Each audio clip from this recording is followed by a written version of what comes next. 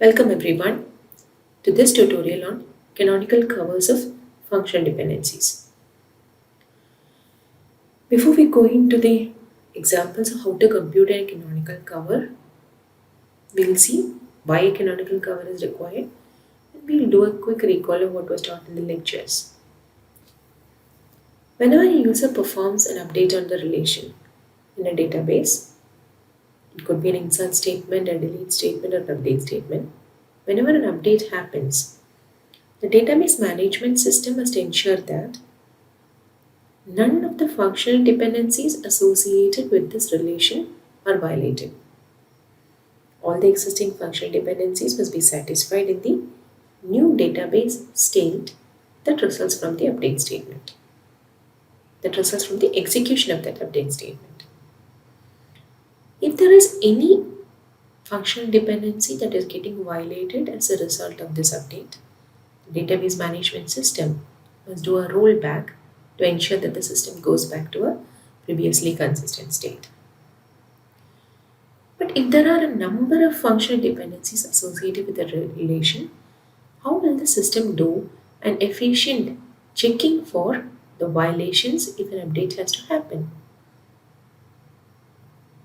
In order to minimize the effort required to check for the violations, we come up with a simplified set of functional dependencies which are equivalent to the given set of functional dependencies such that the closure of both the given set and the simplified set are the same. Such a simplified set is referred to as canonical cover, an irreducible set, or even a minimal cover. A canonical cover is a minimal set of functional dependencies equivalent to the given set having no redundant dependencies or redundant parts of dependencies. Just note that in certain books, a minimal cover is referred to as that canonical cover which has single attributes on the right hand side.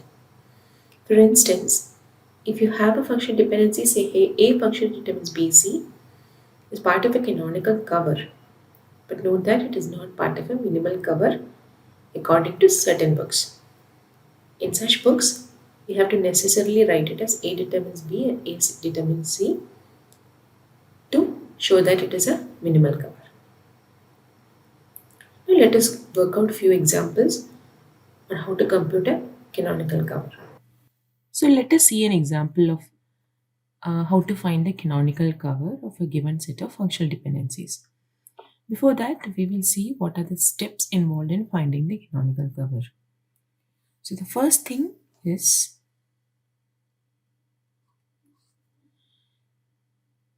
for all the given functional dependencies, convert it a form such that the right hand side is a single attribute.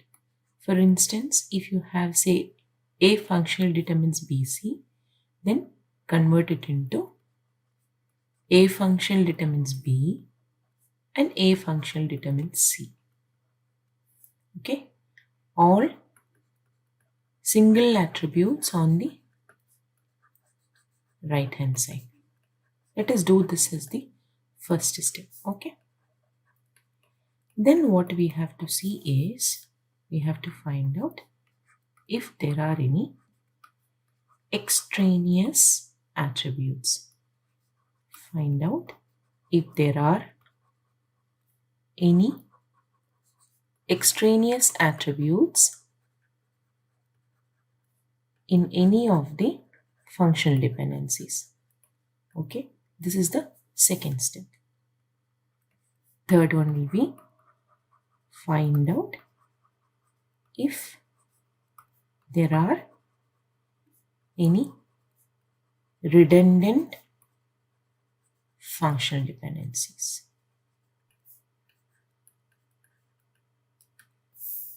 So what is an extraneous attribute? An extraneous attribute. An attribute of a functional dependency is said to be extraneous if we can remove it without changing the closure of the set of functional dependencies. So we have to see that if from among the given function dependencies, if there is any attribute that can be removed so that it does not change the closure of the set of functional dependencies. So let us see an example here. So this example is something that you would typically find in many textbooks and even from other different sources from where you're trying to learn about canonical covers. So let us see the simple example first. A function determines BC, A function determines B, B function determines C, and AB function determines C. So what is the first step to do here? You have to convert functional dependencies of this form such that the right hand side has only a single attribute. So you have A function determines B, then A function determines C, and then you have again A function determines B, which is this one, and then you have B function determines C, and AB function determines C. So what is the first step that we are going to check after converting to single attributes? Is to look for if there are any extraneous attributes. So if you see from these two, what are you able to see? B function determines C, therefore AB function determining C is a weaker constraint. B function determines C is a stronger constraint as compared to AB function determines C. So A is an extraneous attribute here. If B alone can decide what should be the value of the values of the column C, then A together with B can definitely do that. In fact, B together with any other attribute can determine C. So we find that A is an extraneous attribute. Now let us look for redundant FDs. So what are the resulting FDs from removing extraneous attributes? You have A function determines B, A function determines C, A function determines B, and then B function determines C, and again B function determines C from this one, right? We've seen that A is an extraneous attribute, right? Okay. Now you see that A function determines B and A function determines B are redundant. One of these is redundant, right?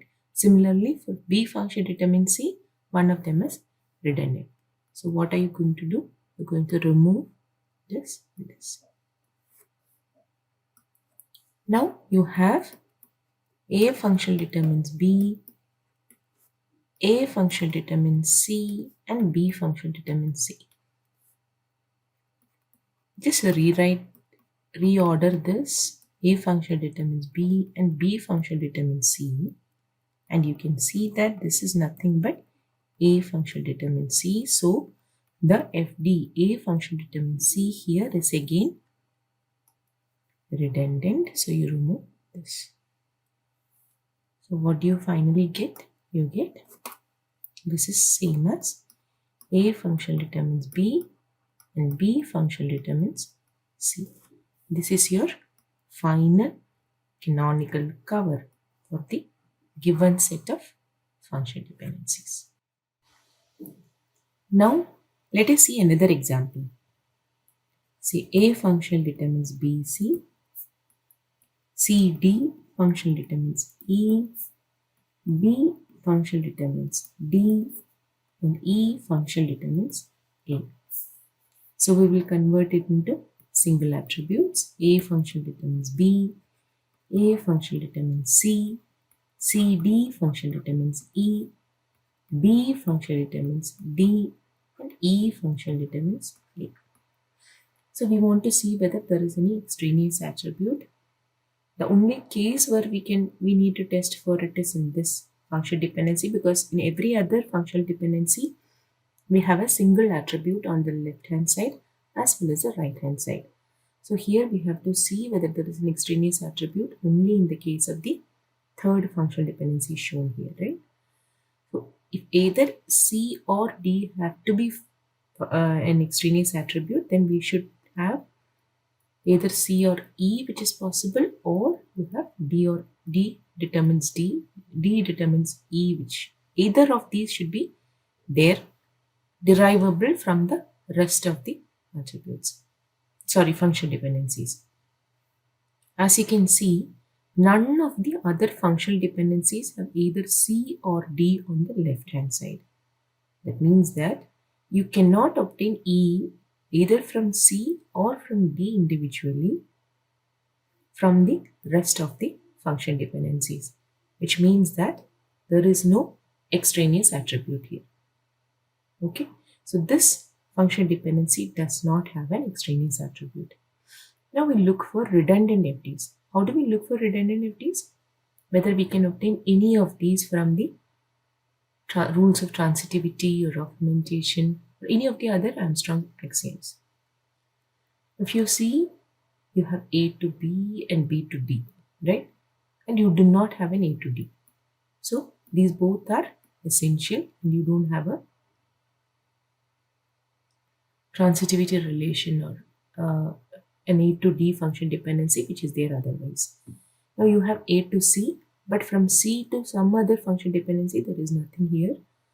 If you see C to D, CD to E and E to A, again there is no other function dependency which will give, there is no function dependency CD to E which you can find as a redundant attribute. So here there are no redundant FDs is something you have to conclude.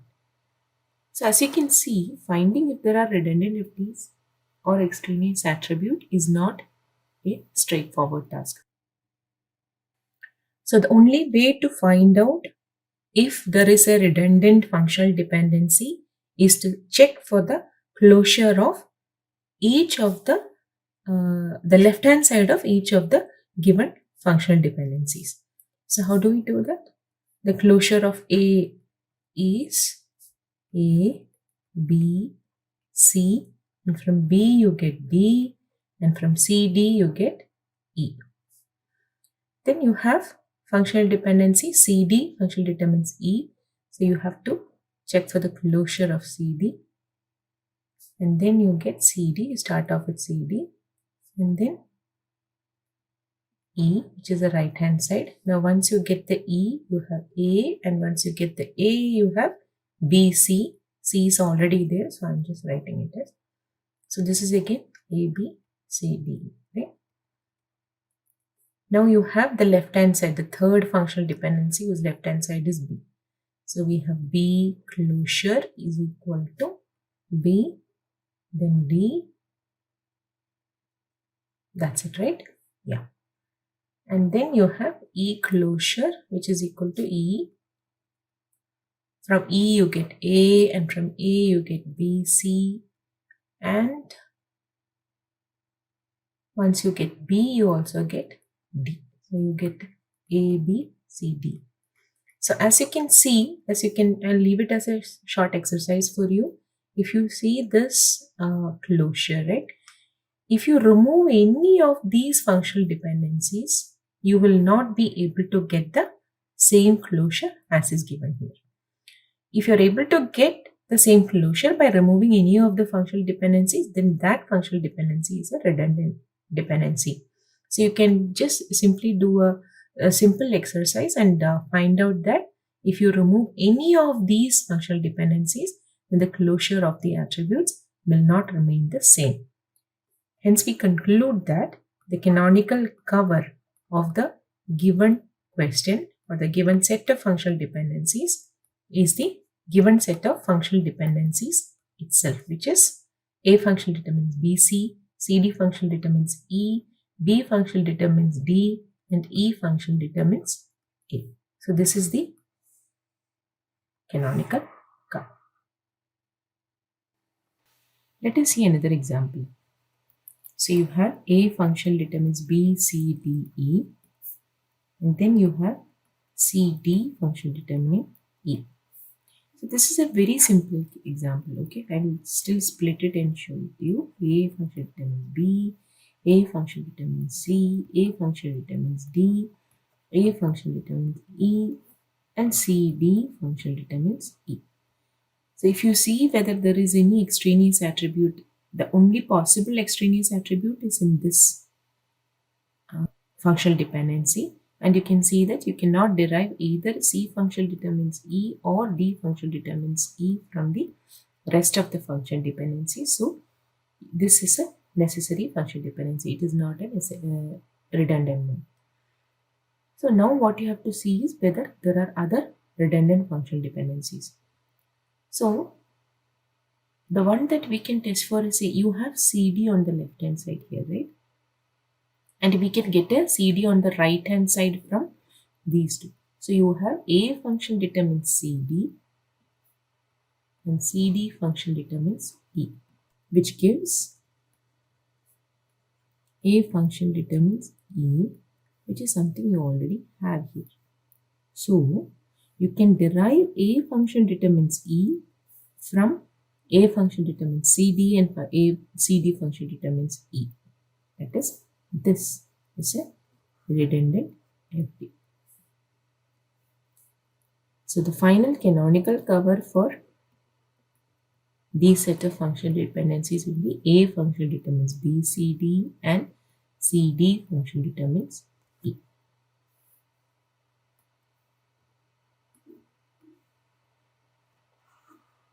This is a very simple example.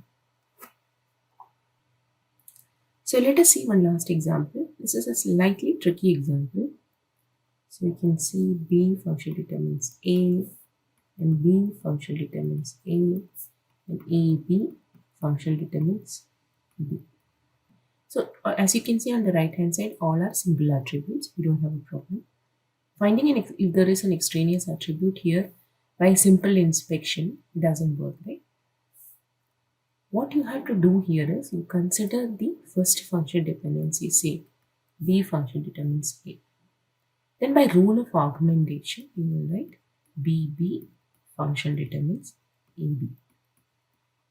I mean, these are certain tricks that you will have to apply to check whether. So this is not a very straightforward thing, right? I mean, there is no standard procedure. You have to go through every functional dependency and do this.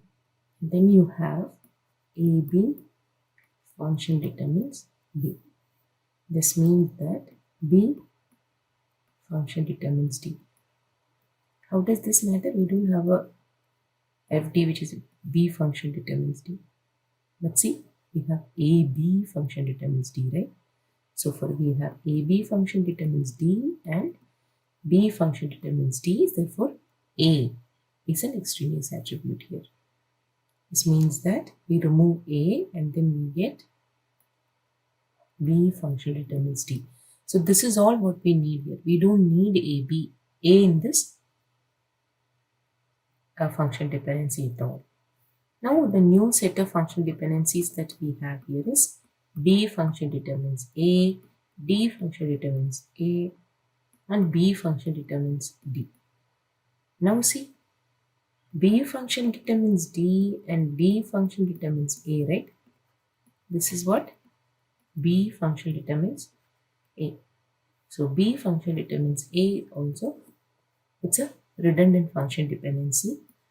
So the resulting function dependency or the canonical cover or the equivalent set of function dependencies for the given question, set of function dependencies in the question is B function determines D and D function determines A.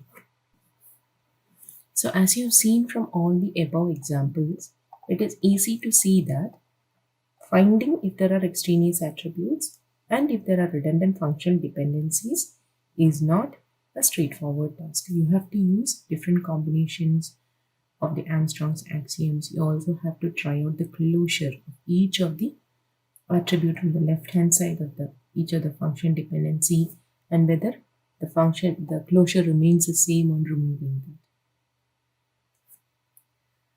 So hope you have understood more, at least a few basic things about finding the canonical cover.